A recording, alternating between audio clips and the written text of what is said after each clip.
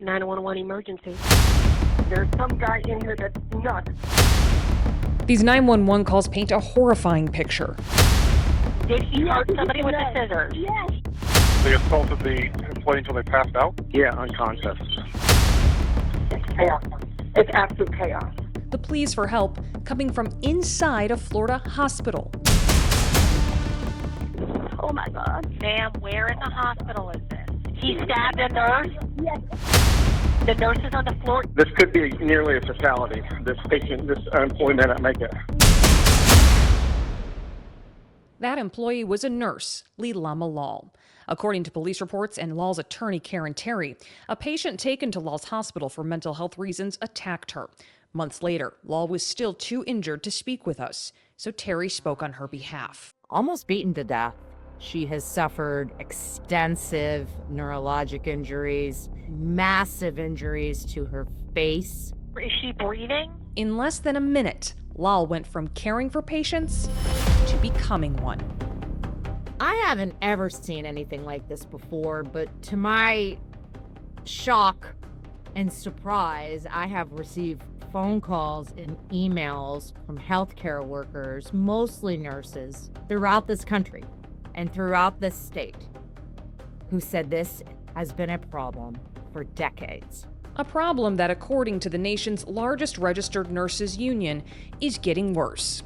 National Nurses United says more than 80% of registered nurses it surveyed have experienced violence, from verbal threats to physical attacks. Nearly half say the violence has increased in recent years. She was able to grab me by the back of the head. She hit me in the back of the head a couple of times. In Kansas City, Missouri, we sat down with 3 nurses who say handling violence is becoming part of the job. How often are you experiencing or are you seeing violence at your hospital? Between weapons coming in, between people getting hurt or almost getting hurt, it's often. It's enough that lawmakers at the federal level are trying to get involved.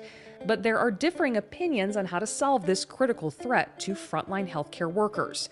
On one hand, there's the Workplace Violence Prevention Act. It would require healthcare employers to develop and implement a comprehensive workplace violence prevention plan. Supporters of the bill say prevention is key, and the best way to get there is safe staffing levels, an issue National Nurses United says is at the heart of the violence. Safe staffing makes everyone safer, right? If you don't have time to be in your patient's room and you're rushing between patients, you're not going to be able to recognize those signs of escalation and intervene with that patient as early as if you were safely staffed. Safe staffing, nurses told us, means fewer patients per nurse so they can spend more time meeting their needs. I had 9 patients on our intensive treatment unit, which is like the psych ICU. Is 9 patients a lot? Yes, so the ratio that we advocate for federal legislation is 4 to 1. When I was getting attacked, we had 1 staff member show up. Had the staffing been different that day, do you think it could have prevented that attack? I absolutely think so. Safe staffing is the best way to prevent workplace violence. But not everyone agrees. Mandated ratios are not going to solve the workplace violence issues. Because you add more nurses doesn't mean the violence is going to abate. Claire Zangerly is the chief nurse executive for the American Hospital Association. That group is supporting different legislation, the Save Healthcare Workers Act, which would toughen criminal penalties for people who assault healthcare staff. What we want this law to do is we want this law to keep people from offending. It's very much like having a police force in the hospital, walking the beat, walking the units, so that there is that presence of that those officers on those units, and that deters the crime. And that's where these two sides are divided. We don't agree with it. Our patients aren't criminals. Nurses United says the increased punishments in the Save Healthcare Workers Act won't do anything to prevent violence. So at least 37 states already have enhanced criminal penalties on the books for workplace violence against healthcare workers. And many have had those in place for decades. And yet we've seen workplace violence rates continue to skyrocket. Maine is one of those states that passed a law in 2023, creating harsher penalties for assaults on healthcare workers. Northern Light Health says in 2022, before the law passed, it recorded 834 acts of violence. In 2024, that number was 799. Northern Light's government relations person, Lisa Harvey McPherson, says they want the number to be lower, but thinks the law is working. It's just hard to show in numbers. How many violent incidences didn't occur because it's a tougher crime? That would be the unknown.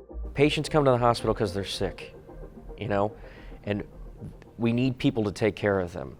Florida also has a law with tougher penalties for attacks on healthcare workers, a law that was in place when Leilama Lal was attacked. It didn't protect Miss Law. I think if they had had additional staff, I think if they had had trained armed security, this would not have happened. When you all were going to school to get into healthcare, did anybody talk to you about violence in the workplace?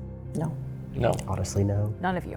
I do think that it's something that nurses should be prepared for. These nurses tell us for now, preparing is all they can do, as the profession continues to wrestle with workplace violence, while industry organizations and federal lawmakers work towards a solution to fix it.